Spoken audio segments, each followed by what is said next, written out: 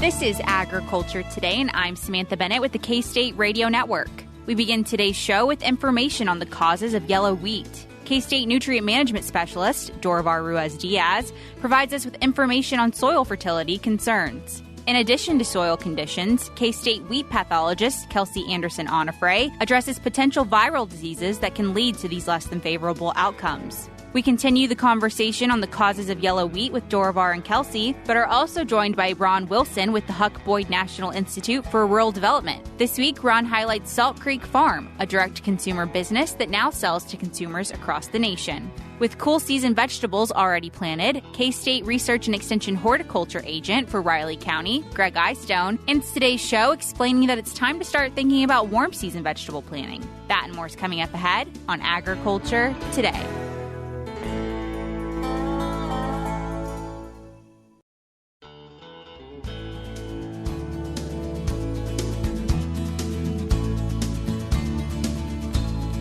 You're tuned back into Agriculture Today, and we are joined now by two of our great experts here at K-State from our agronomy department. We're joined by Dorivar Ruiz Diaz. He is our K-State Nutrient Management Specialist, as well as Kelsey Anderson Onofre. She is our K-State Extension wheat pathologist. So thank you both so much for joining us today.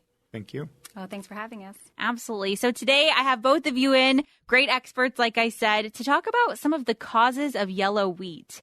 I think obviously our conditions this year are a bit different when we talk about the subject because it's been so dry. So that might be cause for some of the yellowing, right, Dorivar? Yes, and when we think about nutrients in particular, typically we tend to think about nitrogen, sulfur, which is typically the main ones that show up first, and we see the yellowing in this time of the year.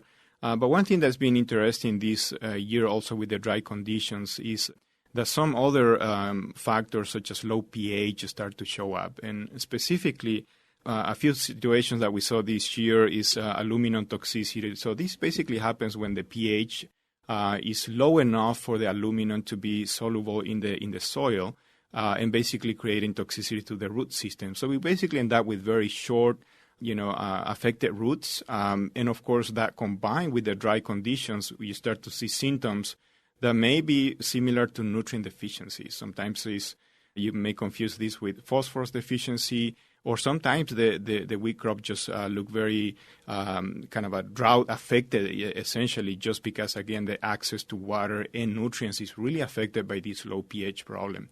Unfortunately, in this case, there's very little we can do at this point, right? But it is still important to try to find out what is the problem in the soil. In this case, if it is low pH, then find out what's needed to fix this issue moving forward in the next crop.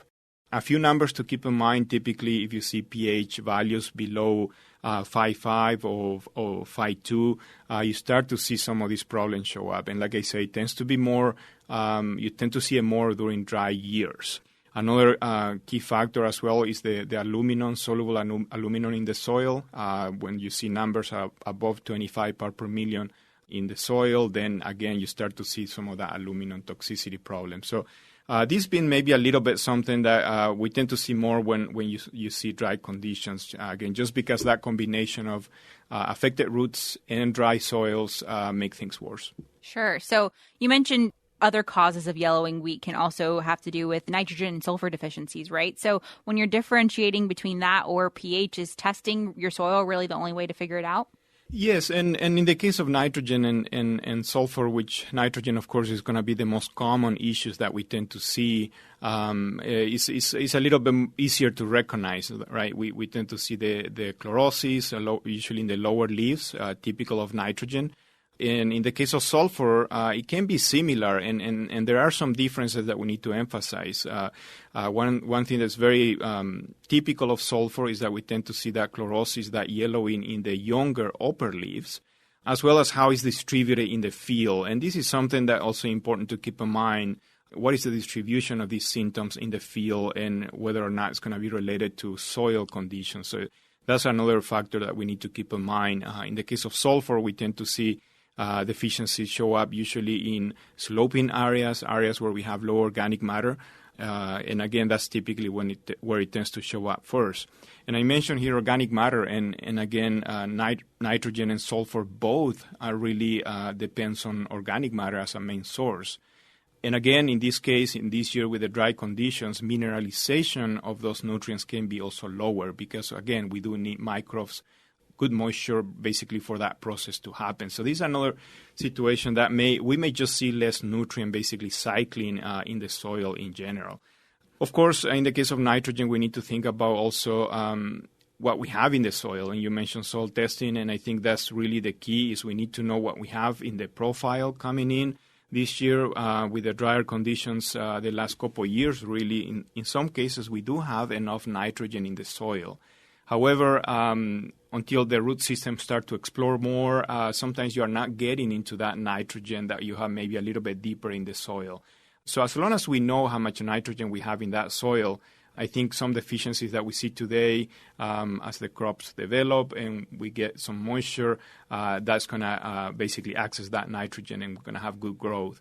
So I think that's one situation. And, of course, if we know we don't have enough nitrogen and if conditions improve and we have the moisture and the yield potential, we still have time to apply nitrogen. And this is one of the advantages of nutrients like nitrogen and sulfur. They are mobile nutrients, which means if we apply at this point and we have the moisture to move that in the root zone, we can see a very good response and we can essentially recover the full potential at this point.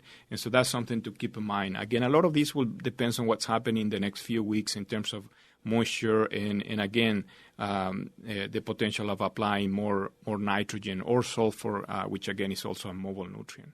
Absolutely. And again, the difference there between nitrogen and sulfur and, say, pH is that pH isn't going to be fixed overnight in any of these cases, but pH specifically a bit more long-term. Yes. And that's again, I started with that because we saw some of the pH issues this year that show up because of the drought. But again, that's not something we can fix at this point. pH is really something that lime application needs to be applied with enough time for that reaction to happen and affect pH. And so there's nothing we can do in that case. However, in most cases, of course, we're going to see some of that crop grow out of that situation of low pH. However, the impact on yields is already there. We already have the damage. And so you just keep that in mind.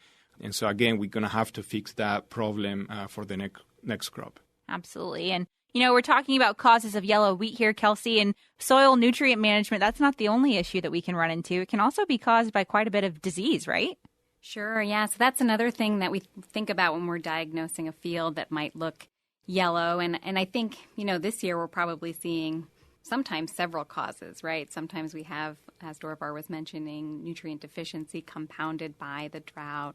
But sometimes we're seeing diseases as well, and really what we're looking for when we're trying to differentiate if it's a disease or not is more organic patterns in the field, right? So some of our viral diseases, for example, they'll start as small foci or hot spots in the field, and then they'll spread into larger spots that can be seen from the road. Or if it's a virus like wheat streak mosaic virus, it could move in from the road. So you see kind of a gradient, which wouldn't be as typical with some of the things that Dorivar mentioned, like nutrient deficiencies. In terms of what diseases we're seeing right now, we do have kind of 5 big viral diseases out in the state.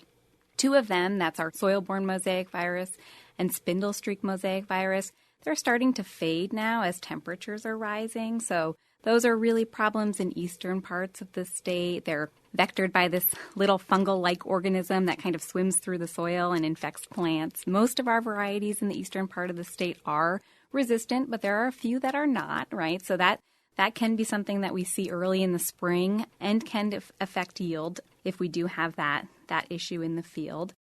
The big ones we're seeing now, though, as the temperatures are warming, are barley yellow dwarf virus. So that's vectored by aphids, bird cherry oat aphid, for example. You'll see that one in hot spots in the field. You might actually have kind of a flame or purple tip on your wheat leaf. It'll start in these foci in the field, so you might see these patches. And that's one that can affect yield potential, and we can test for that. So it's important to monitor for that one. And then the other big one is our wheat streak mosaic complex. So that one is no stranger to especially our producers out west, but we have been getting a number of samples this year from the eastern or central corridor of the state. So it's definitely can be a problem in this eastern part of the state. And I'm imagining there are probably fields that have wheat streak mosaic now, but also have extremely bad drought symptoms too. So it may be hard to distinguish them from the road, but it would be something to keep an eye out for. And that one is vectored by a curl mite, right? So usually we have some volunteer wheat or weedy grasses in ditches that kind of serve as the reservoir for that mite and move in either in the fall or this time of year. And those symptoms, they do start to really show as the weather warms. So I'm imagining we'll see more samples of wheat streak mosaic coming into the diagnostic lab here soon. Absolutely. And that's another reminder that, hey, if you are seeing some of these symptoms, it's worthwhile to go ahead and send in a sample, right? Yeah, so we test for all of those viruses that I mentioned in a panel. And the best way to do that, to kind of connect with the K-State Plant Diagnostic Lab, is through your local extension office. So you can drop off your sample there. They should have all of the information on sample submission, and they can help you get the sample here and also help you work out some management strategies for those diseases if that's what the problem is. We're cutting to a short break now, but our conversation with Dorivar and Kelsey on the causes of yellow wheat is not ending here. When we return, we'll be joined by them again to continue the conversation and learn about some of the resources available here at K-State. By the way, if you have the time and are willing, please be sure to check out the show notes of today's show, which as always can be found on agtoday.net, and take a brief survey about Agriculture Today programming.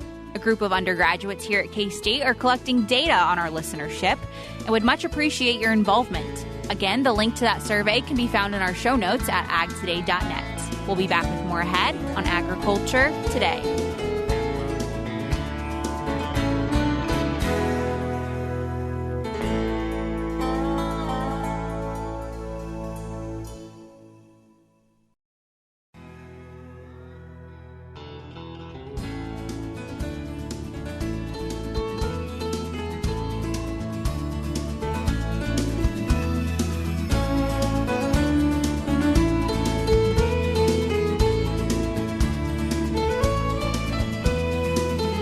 You're tuned back into Agriculture Today, and we are joined now again by K-State Nutrient Management Specialist Dorivar Ruiz Diaz and K-State Wheat Pathologist Kelsey Anderson Onofre. These two K-State experts in our agronomy department join us now to discuss the causes of yellow wheat and resources available to producers here at K-State. At this point in the season, we're talking about how dry conditions are, so I guess when producers are seeing these issues, that next step is, okay, well, now what do I do about this? So we've talked about kind of the soil nutrient, addressing those issues, how to go about that. What's really the next step for, you've gotten this diagnostic result back. What do you really do from there on? Yes, well, so unfortunately, it depends on the virus. So, if it was spindle streak or soil-borne mosaic, you can still have some yield potential there. So it'll just depend on how bad the infection was. And wheat streak also, it really does depend on timing of the infection. So in some cases, if you had a very bad fall infection, we can see, unfortunately, in some cases, complete yield loss, but some cases it not, right? And if you did have a spring infection, you might have a higher chance of actually having some yield there. So, that's kind of a time to make a decision on how much of the field was impacted and potentially around heading, you would know more about your actual yield potential in that field.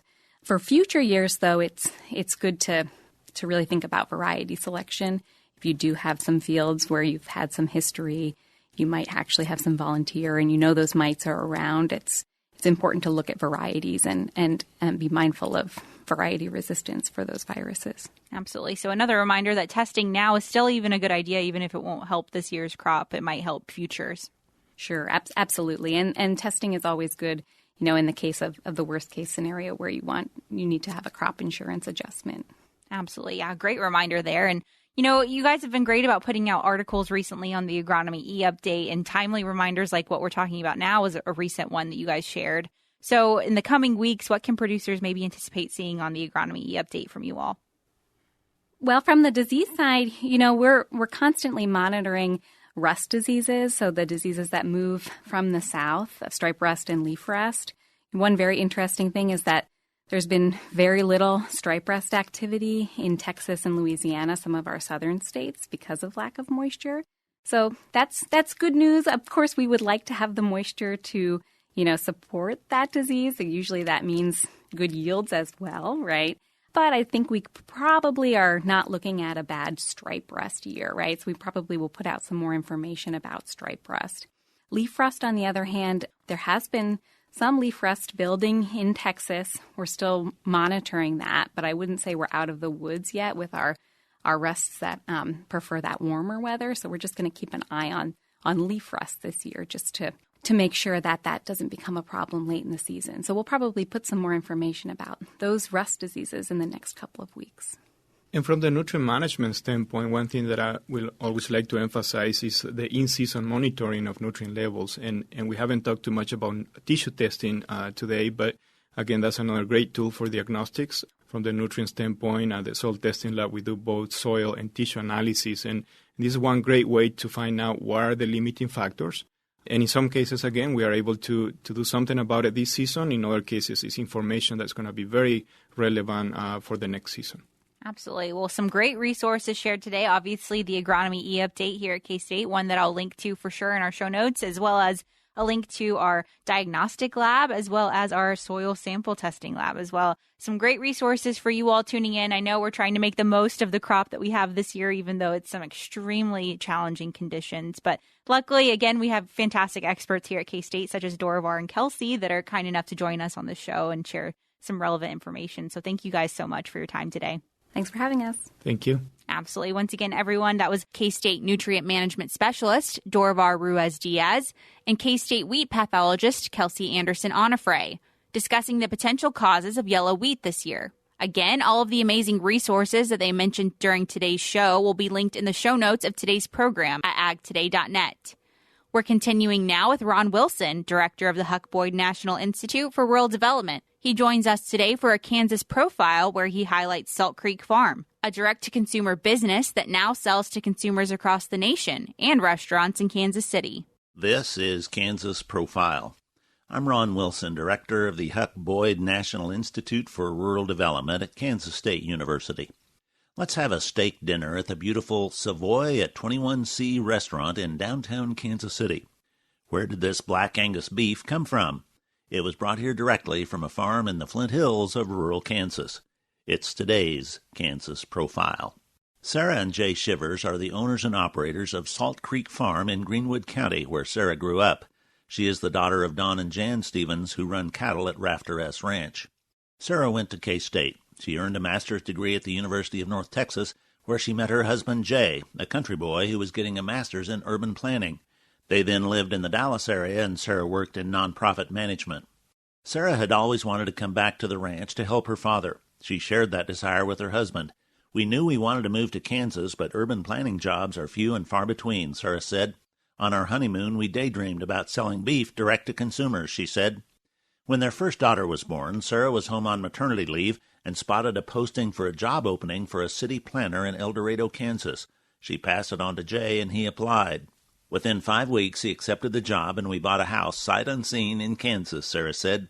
A couple of years later, they built a house on Salt Creek near her parents on the ranch. Sarah now partners with her father in ranch operations. The ranch is south of Eureka and north of the rural community of Severy, population 205 people. Now that's rural. My dad told me we needed a better way to market our beef, Sarah said. While she and Jay were in Dallas, they'd observed that urban consumers were becoming increasingly interested in where their food came from. Back in Kansas, the Shivers launched Salt Creek Farm in 2017 to market cuts of home-raised beef, heritage chicken, and lamb directly to consumers. The beef is purchased from the ranch, processed locally, and dry-aged. Sarah assumed they would sell to individuals. When her cousin in Kansas City asked for beef to serve at his brewery, she gave it a try. Soon other restaurants became customers to which Sarah would deliver. Then COVID hit. I was halfway through my deliveries in KC when the shutdown orders were issued, Sarah said. Chefs were calling to cancel orders left and right. Fortunately, Jay had already built the website for the business. Online consumer demand picked up quickly. Social media has been a game changer, Sarah said. At the height of the pandemic, I posted online that we had restocked our meat supplies and we sold out a whole beef in 13 minutes, she said. Today, Salt Creek Farm sells to consumers across the nation, plus 24 restaurants in the Kansas City area. In addition to individual cuts or bundles of beef, chicken, and lamb, Salt Creek Farm offers a Farm Club subscription box through which subscribers can receive a customized mix of meat cuts every month. In fall 2022, Salt Creek Farm opened a retail outlet in Eureka. Jay started beekeeping as a hobby and is now offering local honey also. I've been blown away by our local support, Sarah said. She and Jay are also busy with 8- and 5-year-old daughters, Stella and Margot. I love being able to provide high-quality beef to consumers and to showcase my dad's hard work through the years, Sarah said. I enjoy the connection with our customers, answering questions about how and why we raise beef, she said. Salt Creek Farm has literally shipped products all across the U.S., from New Hampshire to Hawaii. One customer in Louisiana told me, "I didn't know beef could taste like this," Sarah said. For more information, see www.thesaltcreekfarm.com. That's www.thesaltcreekfarm.com. It's time to leave our steak dinner, sourced from Salt Creek Farm. We commend Sarah and Jay Shivers of Salt Creek Farm for making a difference with direct marketing of their products. Such entrepreneurship is all too rare, but this is well done. For the Huck Boyd National Institute for Rural Development, this is Ron Wilson with Kansas Profile. Once again, that was Ron Wilson, director of the Huck Boyd National Institute for Rural Development, joining us for a Kansas Profile, highlighting Salt Creek Farm. If you're listening to us on the radio and are afraid you're going to miss out on our next segment because you're reaching your destination or have something else that you're having to switch to quickly here, don't forget that Agriculture Today programming is also available as a podcast. Our podcast is easily accessible on all podcasting platforms, including our website, agtoday.net, as well as Spotify, Apple Podcasts, and more. You can simply search us on any podcasting platform, Agriculture Today, Kansas State, and we are more than likely to pop up, and you can follow us there. That way you can simply have us pop up in your regular feed on whatever platform you're using and listen to us more regularly that way. Once again, you can easily access that on agtoday.net or any podcasting platform by simply searching Agriculture Today, Kansas State. We're cutting to a short break now, but when we return, we'll be concluding with our final segment on today's Thursday programming. And today we'll be joined by K-State Research and Extension Horticulture Agent for Riley County, Gregg Eyestone. Today, with cool season vegetables already planted, Gregg Eyestone will be discussing planning for warm season vegetable planting. Once again, that and more is coming up ahead on Agriculture Today.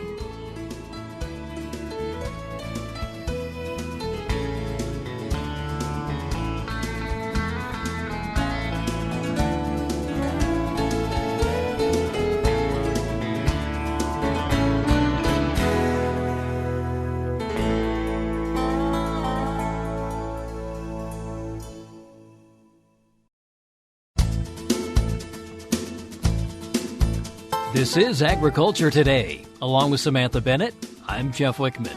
With cool season vegetables already planted, it's time to start thinking about warm season vegetables, such as corn, beans, and eggplant. K-State Research and Extension Horticulture Agent for Riley County, Gregg Eyestone, says the soil temperature in your area is really what determines the best time to plant warm season vegetables. Well, most of us probably start off with beans and corn. They can tolerate a little bit cooler soil temperature, and that's really our planning there on when to plant is the soil temperature. Plant them when the soil's too cold, and if we get some moisture, then those seeds may go ahead and rot and not sprout and start to grow. And so really like to do the things, plant the best as we can, which means using the right soil temperature. And I mentioned some corn. Some corns tolerate cooler temperature than others. We have really sweet corn, SH2 varieties, and they don't do very well in the cold soil. And so those you got to wait a little bit longer. But if you're going with the regular sugar sweet corn, you can plant that in a little cooler soil temperatures. These would be things that you've laid out in your gardening map, so to speak? That's right. Each year you probably want to move plants around and stay in different families so that if there are soil diseases, things like that, you're not planting right back in there. And so we do organize that the best you can with the space that you have. That's usually a limitation maybe that you don't have room to move things around and plant everything you want to, but that's in the planting process. What about tomatoes? Too early for tomatoes then? Well, I've seen some tomatoes planted, and I've seen some dead tomatoes because of the frost that we had recently, and so they can probably tolerate our soil temperatures. 55 degrees is what we're aiming for a minimum of. Warmer is going to be a lot better. They're going to grow faster.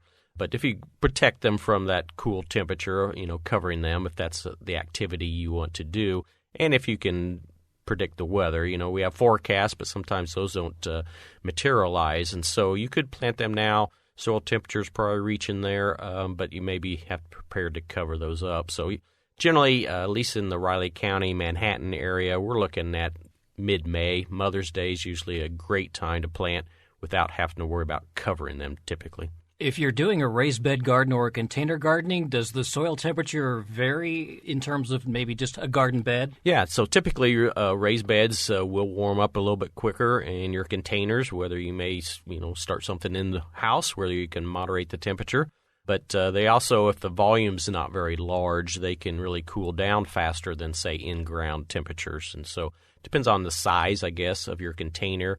A raised bed, again, depending if you have it connected to the soil. I see some raised beds, they're raised and they're up in their own kind of area and they're not connected to the soil. And so that is going to have a little temperature fluctuation more quickly than, say, in-ground beds and or containers that are next to the ground where you get a little buffer zone there.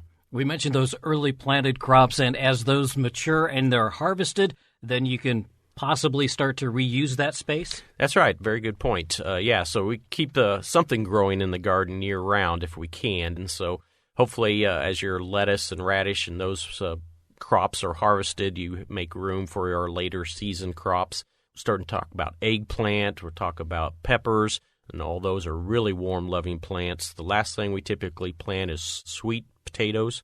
You can plant those in June. And so, as you get space available, you can come back in with another crop. Or if you don't have anything you're looking at, there are what's called cover crops or short-term plants that you could put in that space to build up the organic matter and maybe prevent some weeds from growing. So continuous cropping is a good thing for our soils. Planting dates, harvesting dates, all of that information can be found in the new garden guide. Yeah, excellent. There's definitely a calendar there that gives you guidelines on when to plant. Of course, that's based on averages. Each season's going to be a little different, but it works out fairly well. And it's really good to know when to harvest so that you're harvesting quality vegetables that you've grown and not maybe waiting too long, just a little bit more mature. And so, it gives you a great opportunity to know when to plant, when to harvest, and that calendar is available. That's K-State Research and Extension Horticulture Agent for Riley County, Gregg Eyestone. An updated version of the Kansas Garden Guide will soon be available for ordering through the K-State Research and Extension bookstore. The guide is already available to view online. And that'll do it for this edition of Agriculture Today. For Samantha Bennett, I'm Jeff Wickman. This is the K-State Radio Network.